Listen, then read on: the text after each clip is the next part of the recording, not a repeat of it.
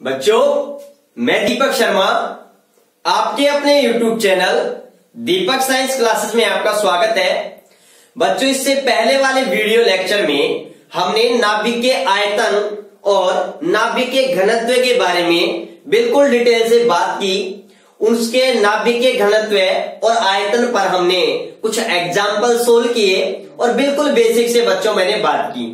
अगर आपने वो वीडियो नहीं देखा है तो मैं उसका डिस्क्रिप्शन में लिंक दे रखा हूं, आप वहां जाइए और वहां से आप आसानी से अच्छी तरीके से वीडियो को देखिए, ठीक है ना।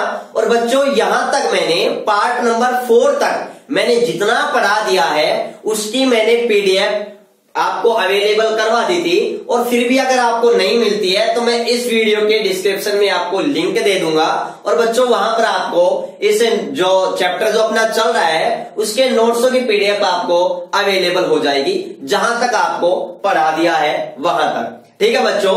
आज बच्चों इस वीडियो लेक्चर के माध्यम से हम बात करेंगे कि परमाणु द्रव्यमान मात्रक क्या होता है और क्या हमारा इसका उपयोग है, ठीक है ना। उसके बारे में मैं बात करूंगा।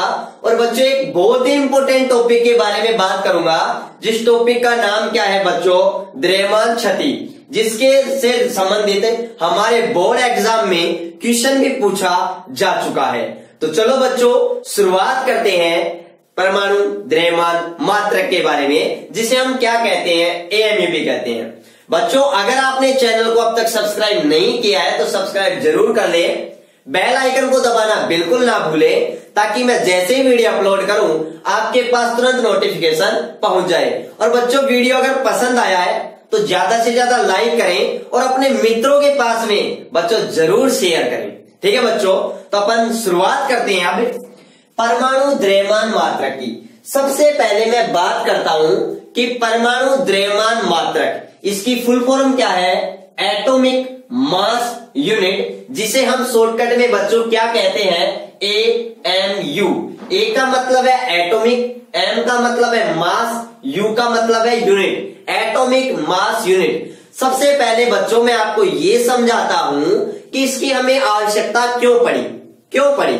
तो पहले अगर बच्चों मैं आपको बताऊं कि अगर परमाणु होता है उसका पहले तो ये देखो, परमाणु होता है वो बहुत छोटा होता है, इतना छोटा होता है कि हम हमारी आंख से भी नहीं देख सकते। और बच्चों परमाणु के अंदर क्या होता है, नाभिक होता है। तो बच्चों नाभिक तो परमाणु से और भी छोटा है। और मैंने आपको बताया था कि जो परमाणु होता है वो नाभिक से 10 की पावर 5 गुना क्या होता है बच्चों, बड़ा होता है। 10 की पावर 5 गुना क्या होता है, बड़ा होता है। तो नाभिक और भी छोटा होगा परमाणु से। अगर छोटा है तो बच्चों उसका द्रव्यमान बहुत कम होगा, बहुत ही कम होगा। और यदि हम परमाणु या नाभिक के द्रव्यमान को हम किलोग्राम या बच्चों ग्राम में नापते हैं तो उसका जो द्रव्यमान होगा उसकी कोटि बच्चों 10 की पावर -27 होगी। और बच्चों ये इतना कम है कि इसको मापने के लिए, इसके यथार्थ मापन के लिए, बिल्कुल एग्जैक्ट मापन के लिए हमारे पास कोई उपकरण अवेलेबल नहीं है। तो बच्चों हम परमाणु या नाभिक का जो द्रव्यमान होता है वो हमें किलोग्राम या फिर मैं बात करूं ग्राम, इनमें हमें नहीं माप सकते, इनमें हम नहीं ज्ञात कर सकते। तो बच्चों परमाणु या नाभिक का द्रव्यमान को ज्ञात करने के लिए एक हमें बहुत छोटे मात्रक की आवश्यकता होती है। और बच्चों वो छोटा मात्रक क्या है, एएमयू। किसका निर्धारण किया गया बच्चों, एएमयू का निर्धारण किया गया, ठीक है बच्चों। तो सबसे पहले तो आप ये याद रखना कि परमाणु या नाभिक का जो द्रव्यमान होता है वो इतना कम होता है कि इसको हम किलोग्राम या ग्राम में नहीं माप सकते। तो उसको मापने के लिए हमें एक बहुत छोटे मात्रक की आवश्यकता होती है। और वह छोटा मात्रक क्या होता है बच्चों, एएमयू, जिसे हम कहते हैं एटॉमिक मास यूनिट, जिसको बच्चों आजकल यूनिफाइड भी कहते हैं। और इसी को बच्चों आजकल यू से भी प्रदर्शित करने लग गए। यू का मतलब क्या है बच्चों, यूनिफाइड, एकीकृत, ठीक है ना। पहले इसको एएमयू से ही प्रदर्शित करते थे, लेकिन आजकल बच्चों किससे प्रदर्शित करते हैं, यू से प्रदर्शित करते हैं। आईपीएससी किससे प्रदर्शित करती है, यू से, फिर भी हम एएमयू लिख देते हैं, ठीक है बच्चों। तो ये मैंने क्लियर किया कि जो परमाणु होता है या नाभिक होता है उसका द्रव्यमान हम किलोग्राम या ग्राम में नापते हैं तो 10⁻⁻27 कोटि का होता है, जो बहुत कम होता है। ठीक है, जिसको हम बिल्कुल माप नहीं सकते। तो इसको मापने के लिए हमें एक बहुत छोटे मात्रक की आवश्यकता होती है और वो बच्चों मात्रक हमारा कौन सा है, एएमयू, या जिसे हम क्या कहते हैं, यूनिफाइड कहते हैं। अब बच्चों मैं बात करता हूं एएमयू का निर्धारण कैसे करते हैं, एएमयू की वैल्यू को कैसे निर्धारित किया गया। तो बच्चों ये बहुत समझने वाली बात है हमारी। एएमयू होता है बच्चों, इसके निर्धारण के लिए, इसका निर्धारण बच्चों किससे किया जाता है, ये बात आप अच्छी तरीके से याद रखना। कार्बन परमाणु, कार्बन C612 परमाणु से क्या किया जाता है बच्चों, इसका निर्धारण किया गया है। किससे निर्धारण किया गया है, कार्बन C612 परमाणु से। बच्चों याद रखना, कार्बन के आपको मुख्य रूप से 3 समस्थानिक देखने को लिए मिलते हैं। कार्बन 612, या फिर मैं आपको पता है कार्बन का परमाणु क्रमांक तो 6 ही है। एक तो कार्बन 12, एक बच्चों कार्बन 13 और एक बच्चों कार्बन 14। आपको बच्चों अच्छी तरीके से पता है कार्बन 14 का उपयोग तो आप किसमें करते हो बच्चों, फॉसिल डेंटिंग विधि। फॉसिल डेंटिंग बोल दो, यहाँ पर मैं बोल सकता हूं कार्बन डेंटिंग विधि के अंदर। किसके अंदर, कार्बन डेंटिंग विधि में।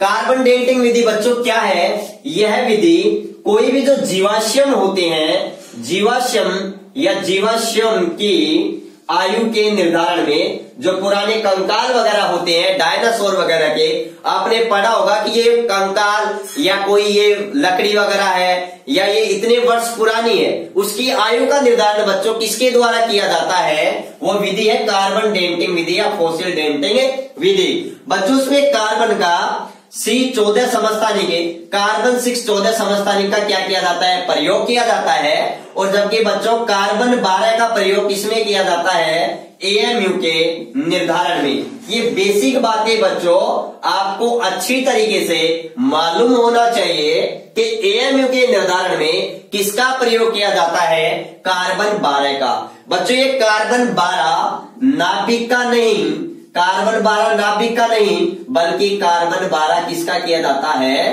परमाणु का किया जाता है। ये भी हमें बेसिक से अच्छे से पता होना चाहिए। ठीक है। तो अब बच्चों मैं आपसे बात करूंगा, तो बच्चों अब मैं आपसे बात करूंगा कि जो हमारे पास में एएमयू होता है बच्चों, उस एएमयू की डेफिनेशन क्या होती है। तो देखो अभी तक हमने ये जाना है कि एएमयू होता है, एएमयू उसकी हमें आवश्यकता क्यों पड़ी, और एएमयू का निर्धारण करने के लिए बच्चों किसका प्रयोग किया जाता है, किससे निर्धारित किया गया, कार्बन 12 से इसका, कार्बन 12 परमाणु से क्या किया गया, इसका निर्धारण किया गया। ठीक है बच्चों, तो ये बात आपके अच्छी तरीके से क्लियर होनी चाहिए। उसके बाद में बच्चों मैं आपसे बात करूंगा कि जो एएमयू होता है उसकी परिभाषा क्या होती है। ठीक है, उसका निर्धारण किस प्रकार से किया गया, ठीक है ना, इसकी डेफिनेशन क्या होती है।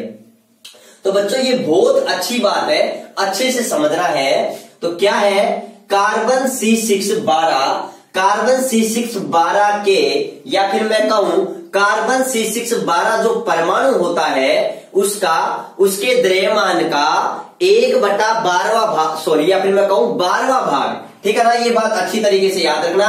कार्बन C612 के परमाणु के, कार्बन C612 के एक परमाणु, बच्चों ये भी याद रखना, एक परमाणु के द्रव्यमान का 12वां भाग एक एएमयू या एक यूनिफाइड कहलाता है। क्या कहलाता है बच्चों, क्या कहलाता है, एक यूनिफाइड या एक एएमयू बच्चों किसे कहते हैं, जो कार्बन C612 का जो एक परमाणु है उस एक परमाणु के द्रव्यमान का कौन सा हिस्सा माना गया, 12वां भाग, 12वां हिस्सा किसके बराबर होता है बच्चों, एक एएमयू के बराबर होता है। ऐसा IUPAC ने स्वीकार किया है।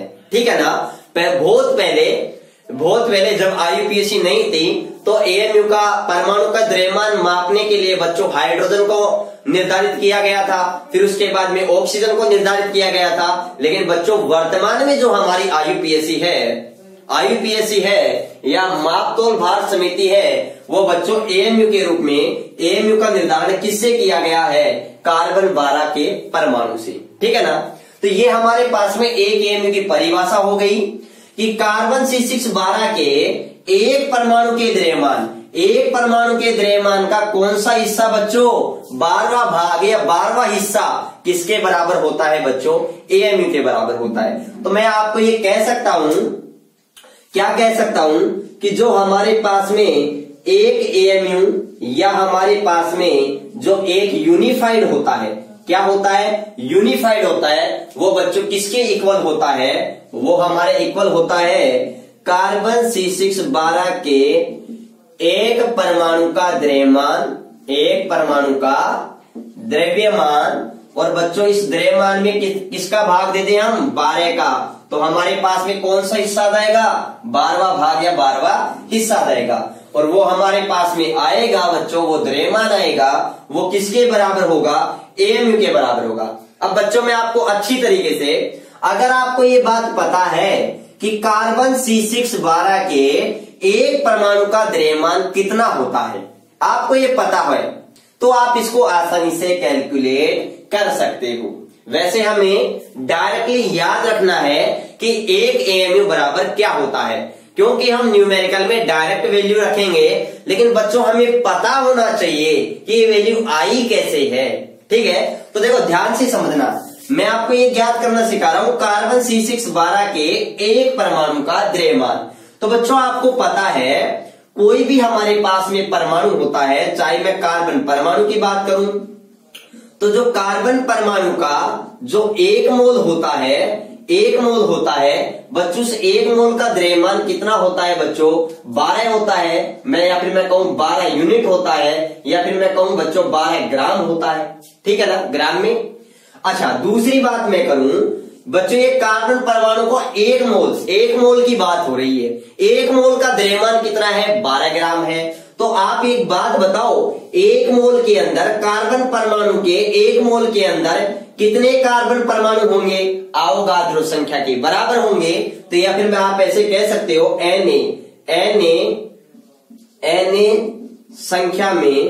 Na संख्या में अवोगाद्रो संख्या में कार्बन परमाणु होंगे बच्चों, कार्बन परमाणु होंगे। क्योंकि आपको पता है एक मोल के अंदर कितने परमाणु की संख्या होगी बच्चों? अरे बच्चों यहां देखो, कार्बन परमाणु है उसका एक मोल है, एक मोल कार्बन परमाणु, इसको मैं ऐसे लिख दूं कोई दिक्कत नहीं है बच्चों। एक मोल कार्बन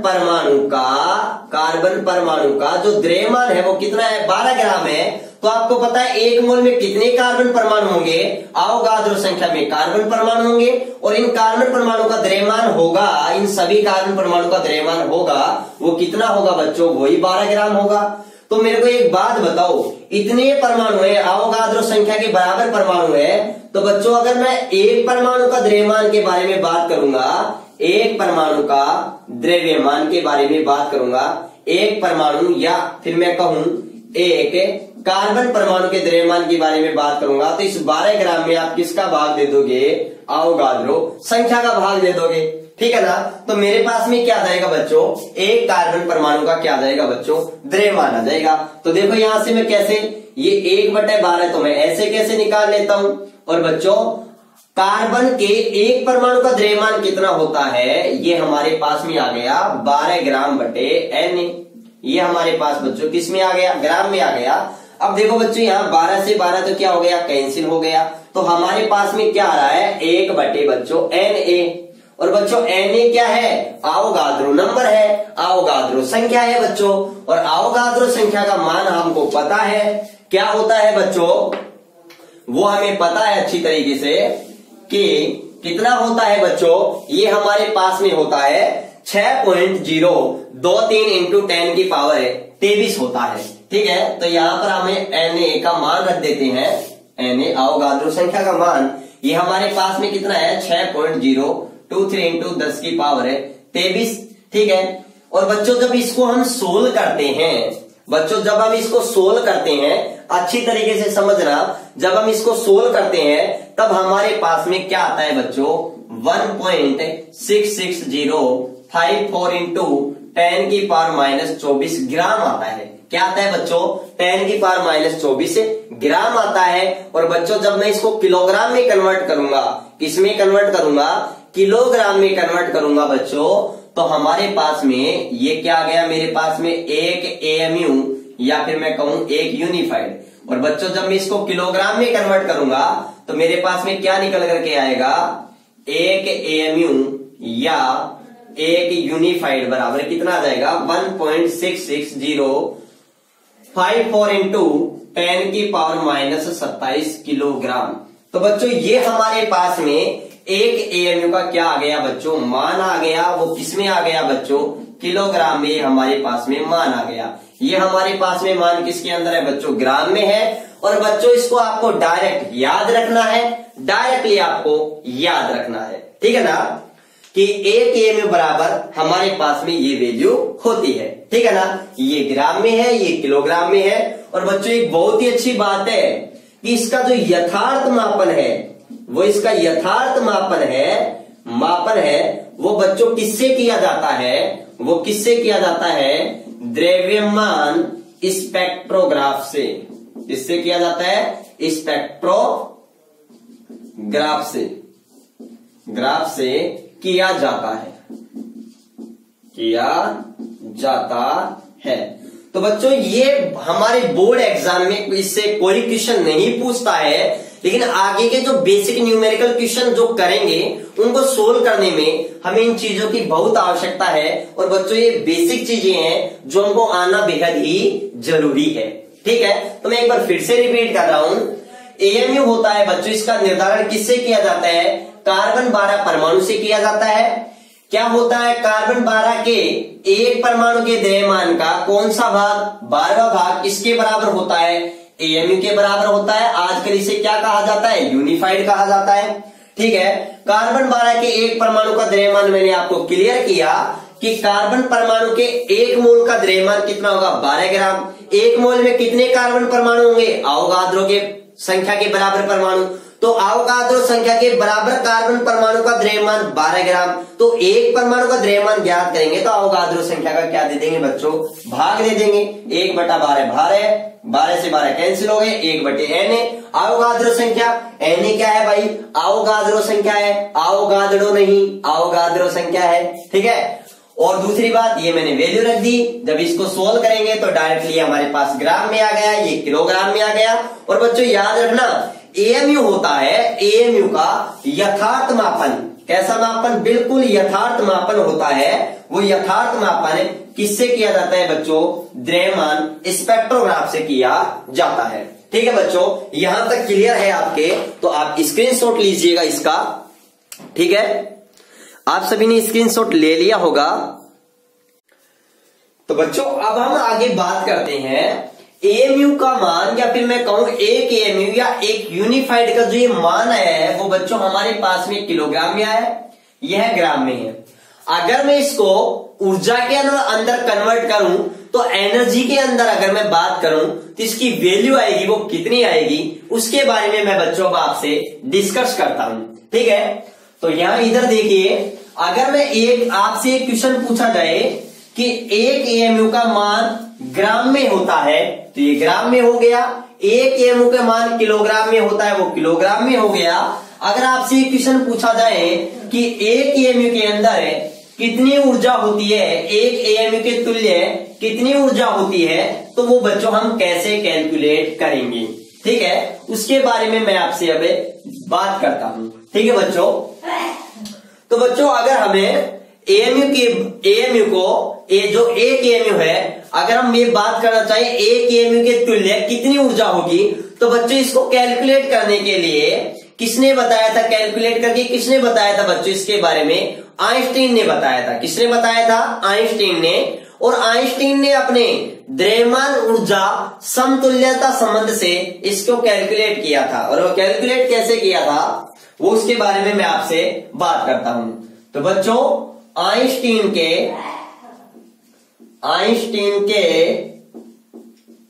द्रव्यमान ऊर्जा समतुल्यता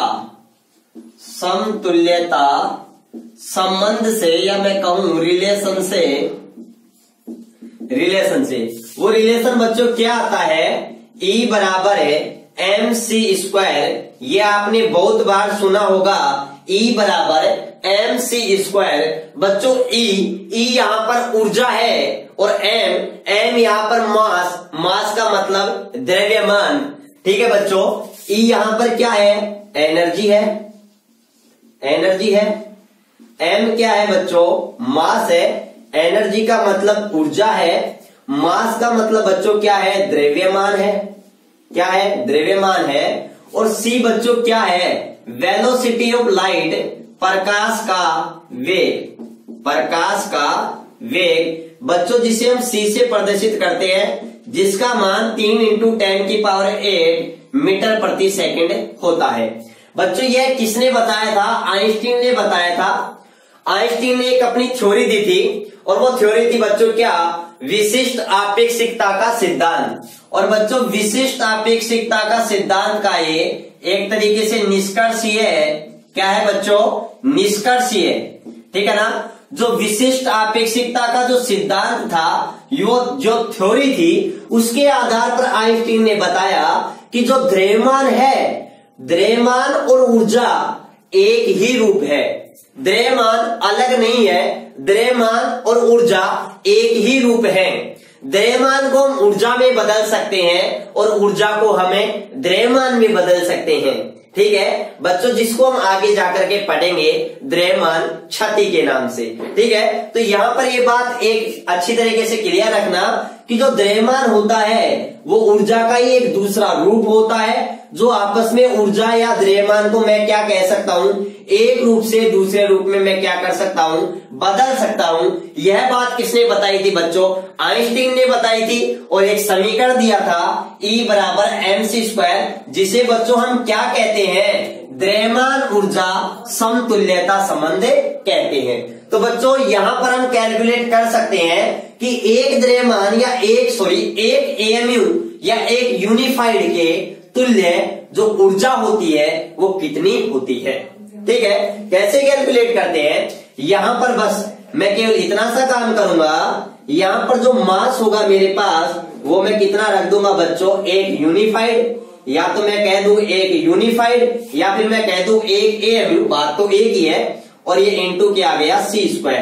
बच्चों यहां पर मैं वैल्यू रखता हूं एक यूनिफाइड की, वो कितनी होती है हमारे पास में अभी मैंने कैलकुलेट करके बताया आपको कि जो हमारे पास में एक यूनिफाइड या एक AMU का जो हमारे पास में जो मान आता है किलोग्राम में, वो कितना आता है 1.66054। ये बच्चों मैंने ओवरऑल लिखा है, मैंने एक कंप्लीटली डाटा लिखा है। वैसे ही कितना आता है 539 आता है इंटू 10⁻27। ठीक है, और यहां पर बच्चों ये C प्रकाश का वेग है, जो 3 × 10⁸ मीटर प्रति सेकंड स्क्वायर होता है। ठीक है बच्चों, मीटर प्रति सेकंड होता है, वेग है। ठीक है ना, तो ये मैंने इसका क्या कर दिया, स्क्वायर। बच्चों जब आप इसको सोल्व करोगे, तब हमारे पास में 3 का वर्ग कितना आ गया 9, और 10 की पावर कितनी हो गई 16। और जब बच्चों आप इसको हल करोगे तब आपके पास जो कितनी वैल्यू आएगी 1.49 इंटू 10 की पावर -10। और बच्चों ये ऊर्जा किस में आएगी आपके पास में, जूल में आएगी। तो किस में आ गई है आपके पास में, जूल में। अगर आपसे क्वेश्चन पूछा जाए एक AMU या एक यूनिफाइड की तुल्य ऊर्जा जूल में बताइए, तो ये तो जूल में आ गई। और बच्चों अगर मैं इसको इलेक्ट्रॉन वोल्ट में चेंज करता हूं, किसमें चेंज करता हूं, इलेक्ट्रॉन वोल्ट में चेंज करता हूं, तो बच्चों हमारे पास में मैं क्या करूंगा, इसके अंदर 1.49 इंटू 10 की पावर -10, इसके अंदर मैं 1.6 इंटू 10 की पावर -19 का मैं क्या दे दूंगा बच्चों, भाग दे दूंगा। तो ये किसमें चेंज हो जाएगी बच्चों, इलेक्ट्रॉन वोल्ट में चेंज हो जाएगी। और जब बच्चों मैं भाग दूंगा तो मेरे पास में कितना आएगा, ये मेरे पास में आएगा 931.5 इंटू 10 की पावर -6 इलेक्ट्रॉन वोल्ट। ठीक है। और बच्चों 10 की पावर माइनस 6 को हम क्या कहते हैं, मेगा कहते हैं। तो मैं ये भी कह सकता हूं 931.5 मेगा इलेक्ट्रॉन वोल्ट। क्या आ जाएगा बच्चों, मेगा इलेक्ट्रॉन वोल्ट। तो यहां पर हमारी एक चीज क्लियर हो गई, वो क्या क्लियर हो गई कि एक एएमयू या एक यूनिफाइड के समतुल्य ऊर्जा का मान, वो बच्चों हमारे पास में कितना आ गया, वो हमारे पास में आ गया 931.5 मेगा इलेक्ट्रॉन वोल्ट। और बच्चों जब हम कोई न्यूमेरिकल क्वेश्चन सोल्व करते हैं तो सुविधा की दृष्टि से हम 931.5 न लेकर के हम कितना ले लेते हैं बच्चों, 931 मेगा इलेक्ट्रॉन वोल्ट ही काम में लेते हैं। तो बच्चों ये याद रखना, ठीक है ना। एग्जिट बिल्कुल इक्वल तो किसके होता है, 931.5 मेगा इलेक्ट्रॉन वोल्ट के इक्वल होता है। लेकिन हमें जब कोई कैलकुलेशन करते हैं तब हम इसको किसके इक्वल मान लेते हैं बच्चों, सुविधा के लिए 931 मेगा इलेक्ट्रॉन वोल्ट के इक्वल ही हम इसको मान लेते हैं। तो बच्चों आपको बस केवल इतनी बात याद रखनी है कि जो हमारे पास में जो एक यूनिफाइड आता है उसका मान कितना आता है, या तो मैं ये लिख सकता हूं 1.66054 इंटू 10 की पावर माइनस 24 ग्राम, या मैं लिख सकता हूं 1.66054 इंटू 10 की पावर माइनस 27 किलोग्राम। या फिर बच्चों मैं ऊर्जा के रूप में अगर मैं बात करूं तो मैं ऊर्जा के रूप में मैं किसके इक्वल मान सकता हूं, 931 है, इसके तुल्य ऊर्जा के रूप में मैं मानूं तो 931 मेगा इलेक्ट्रॉन वोल्ट के इक्वल है मान सकता हूं। बस आपको डायरेक्टली ये 3 पॉइंट आपको अच्छी तरीके से क्लियर होनी चाहिए, ठीक है ना, कि एक एएमयू बराबर क्या होता है, ग्राम में कितना होता है, किलोग्राम में कितना होता है। और अगर मैं ऊर्जा के रूप में बात करूं, एक एएमयू या एक यूनिफाइड जो होता है उसके तुल्य बच्चों ऊर्जा कितनी होती है, तो डायरेक्टली आपको याद रखना है। और ये बात मैंने और छोटी छोटी बातें मैंने आपको सारी कवर कर दी है। तो बच्चों याद रखना, आपसे क्वेश्चन पूछ लिया जाए एक यूनिफाइड के तुल्य जो ऊर्जा होती है, एक यूनिफाइड के जो तुल्य जो हमारे पास में जो ऊर्जा होती है एक यूनिफाइड के तुल्य वो कितनी होती है बच्चों, 931.5 मेगा इलेक्ट्रॉन वोल्ट या लगभग 931 मेगा इलेक्ट्रॉन वोल्ट। ये बात हमें अच्छी तरीके से क्लियर होनी चाहिए, ठीक है। इसके बाद बच्चों हम पढ़ने जा रहे हैं द्रव्यमान क्षति के बारे में, जो बोर्ड एग्जाम में जिसकी परिभाषा हमारे बोर्ड एग्जाम में पूछी जा चुकी है, ठीक है बच्चों। यहां तक आप इसका स्क्रीनशॉट लीजिएगा, यहां तक स्क्रीनशॉट लीजिएगा इसका। तो आप सभी ने इसका स्क्रीनशॉट ले लिया होगा। तो बच्चों अब हम बात करते हैं द्रव्यमान क्षति के बारे में कि द्रव्यमान क्षति क्या होती है। और बच्चों द्रव्यमान क्षति से हमारे बोर्ड एग्जाम 2018 के अंदर हमारे क्वेश्चन पूछा जा चुका है कि द्रव्यमान क्षति से क्या तात्पर्य है। क्वेश्चन पूछा गया था इस चैप्टर से बच्चों लगभग 2 से 3 नंबर के क्वेश्चन पूछे जाते हैं। 3 नंबर का क्वेश्चन पूछा जाता है, ये मान के चलो आप, या तो एक क्वेश्चन ही 3 नंबर का पूछ ले या टुकड़ों में पूछ ले, लेकिन कम से कम आप ये मान के चलो 2 से 3 नंबर के क्वेश्चन हमसे बोर्ड एग्जाम में पूछा जाता है। 2018 के बोर्ड एग्जाम में क्वेश्चन पूछा गया था कि द्रव्यमान क्षति से क्या तात्पर्य है। द्रव्यमान क्षति व नाभिकीय बंधन ऊर्जा के मध्य जो संबंध होता है उसको स्थापित कीजिए। संबंध क्या होता है वह लिखिए, और प्रति न्यूक्लियर बंधन ऊर्जा का जो सूत्र होता है उसको व्युत्पन्न कीजिए आप। तो मतलब इसी टॉपिक से आज का वीडियो लेक्चर और कल का जो वीडियो लेक्चर है वो कंप्लीटली 2018 का जो बोर्ड एग्जाम में आए हुए क्वेश्चन को सोल्व करवाएगा आपको, मैं आपको बताऊंगा। तो 1 नंबर का क्वेश्चन था ये द्रव्यमान क्षति, इतना पार्ट केवल 1 नंबर में पूछा गया था कि द्रव्यमान क्षति से क्या तात्पर्य है। तो बच्चों मैं आपसे बात करूंगा द्रव्यमान क्षति किसे कहते हैं। द्रव्यमान क्षति आज हमारा टॉपिक है द्रव्यमान क्षति। देखो बच्चों द्रव्यमान क्षति किसे कहते हैं। बच्चों हमारे पास में जो नाभिक होता है, कोई भी एटम है उसका जो न्यूक्लियस होता है, नाभिक होता है, उसमें प्रोटॉन होता है और न्यूट्रॉन होते हैं।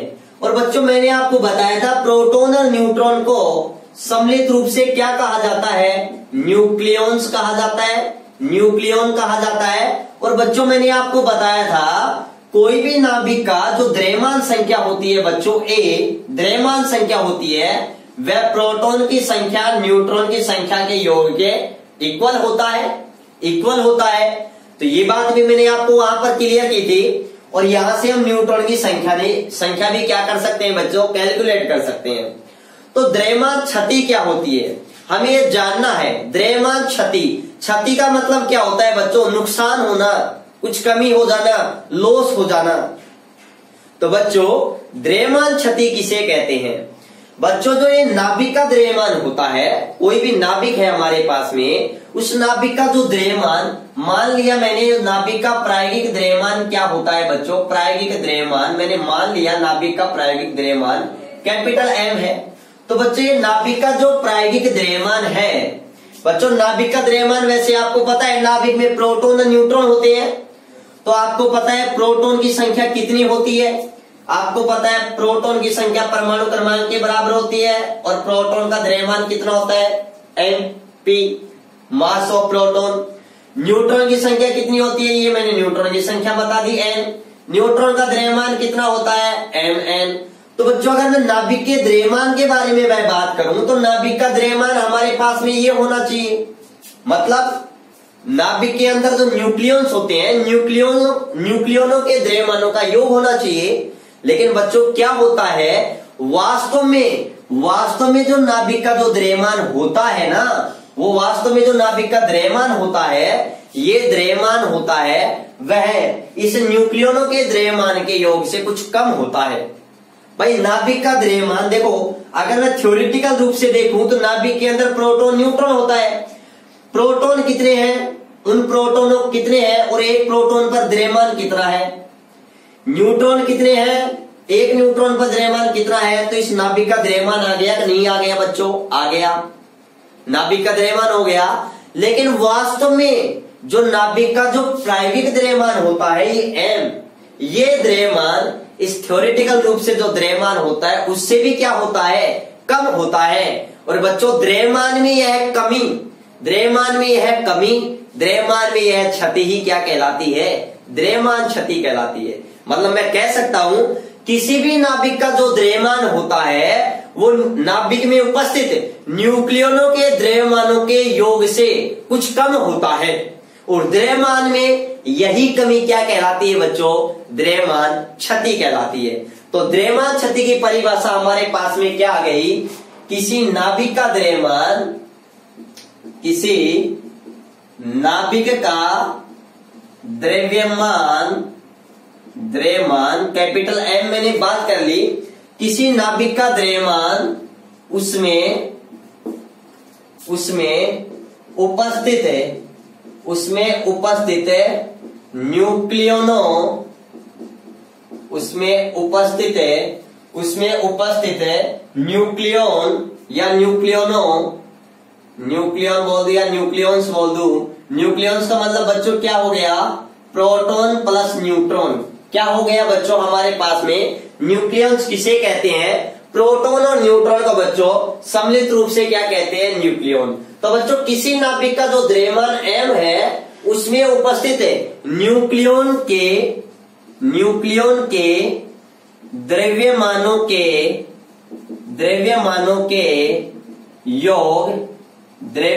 के योग से कुछ कम होता है, द्रव्यमानों के योग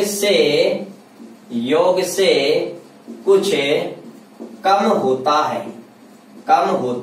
है। द्रव्यमान में यही कमी द्रव्यमान क्षति कहलाती है, द्रव्यमान क्षति कहलाती है।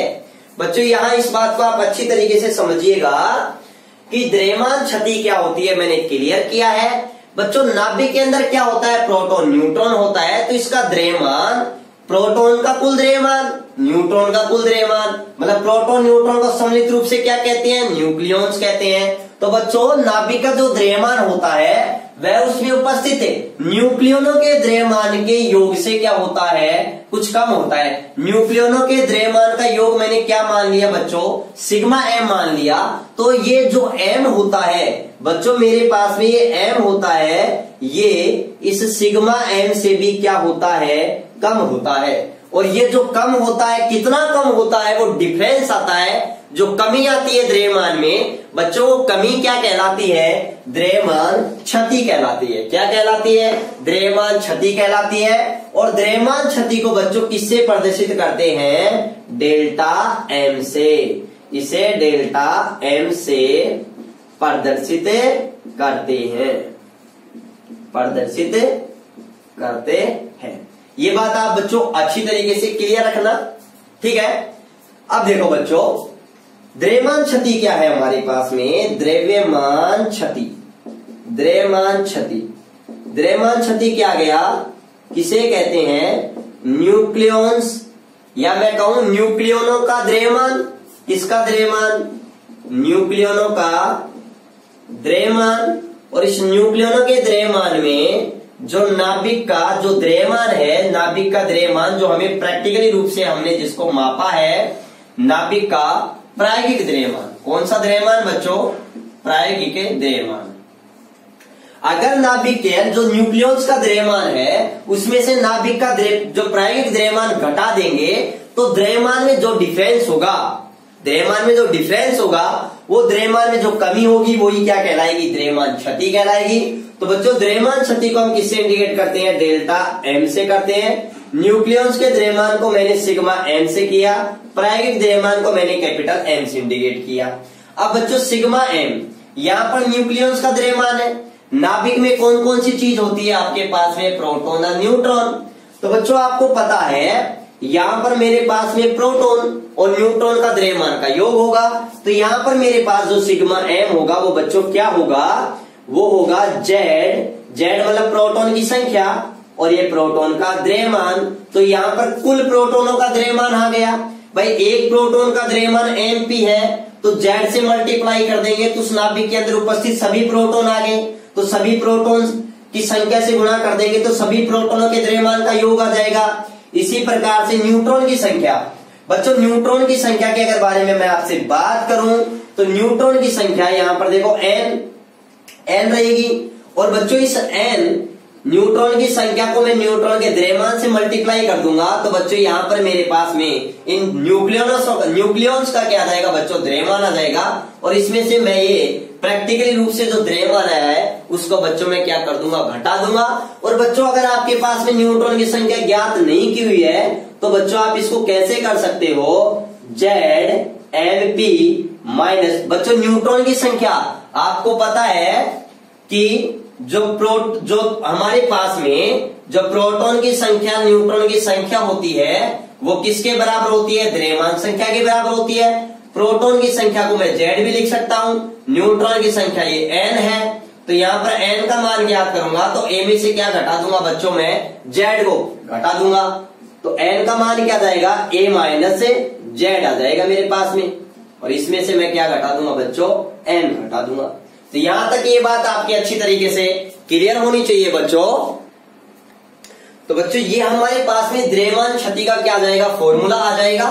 तो देखो यहाँ पर द्रव्यमान क्षति, यहाँ पर मैंने द्रव्यमान क्षति के बारे में क्लियर कर दिया। ये न्यूक्लियस का द्रव्यमान कैसे कैलकुलेट करते हैं वो भी मैंने आपको क्लियर कर दिया है। तो ये मेरे पास में बच्चों डेल्टा एम जो हमारे पास में द्रव्यमान क्षति है बच्चों, उसका हमारे पास में क्या आ गया, फॉर्मूला आ गया। क्या आ गया बच्चों, फॉर्मूला आ गया, ठीक है ना।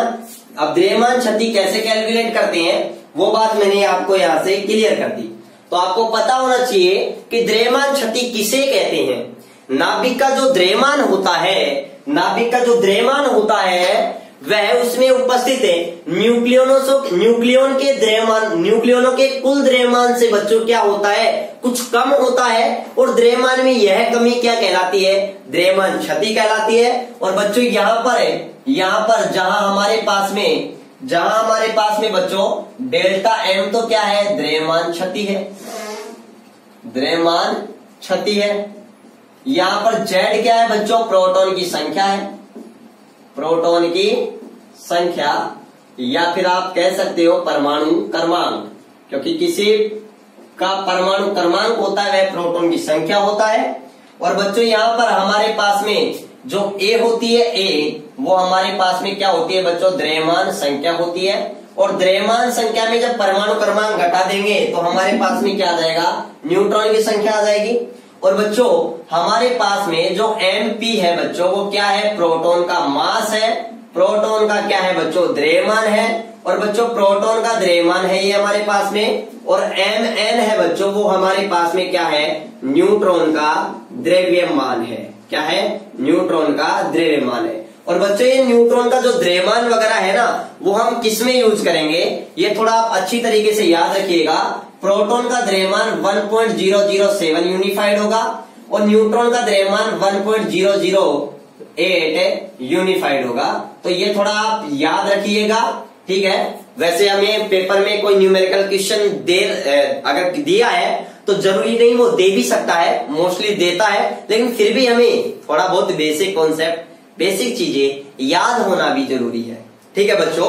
और यहाँ पर जो हमारे पास में जो कैपिटल एम है बच्चों वो हमारे पास में क्या है, नाभिक का प्रायोगिक द्रव्यमान। क्या है बच्चों, नाभिक का प्रायोगिक द्रव्यमान है। तो ये मैंने आपसे अच्छी तरीके से क्लियर कर दी है कि किसी भी नाभिक का जो द्रव्यमान होता है बच्चों, किसी भी नाभिक का जो द्रव्यमान होता है वह उसमें उपस्थित न्यूक्लियनों के द्रव्यमान के योग से क्या होता है, कुछ कम होता है। और द्रव्यमान में बच्चों यह कमी क्या कहलाती है, द्रव्यमान क्षति कहलाती है, जिसे हम डेल्टा एम से प्रदर्शित करते हैं।